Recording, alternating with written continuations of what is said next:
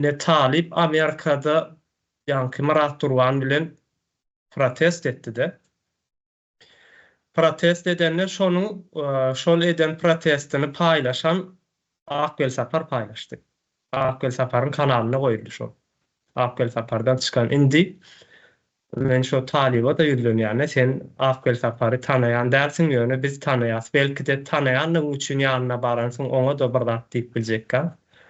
Kide bilen jo atanmakdaşlyk edip akçot ýerlerin biri var da, onuň hem ekspert.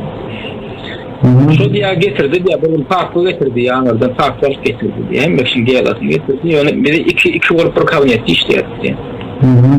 Onuň diýä hiç kime aýtma diýip bir pakly açdy diýä.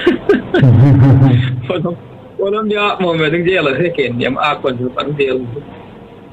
Onuň şo taýda dur diýä, lakamam dur, şoňa berilen kinişkasynyň kopýadan bu fotokopiýady. Hemme de dur diýä. Nemesine aýtdyň da berilen lakamy näme şo ýadyma şu. Onu şo informasiýa berýär eken, informator bolup jurnalistler üçin agdy berilen üçin radyň üçin. Şonu ýaly tukaýýarlar adam ol.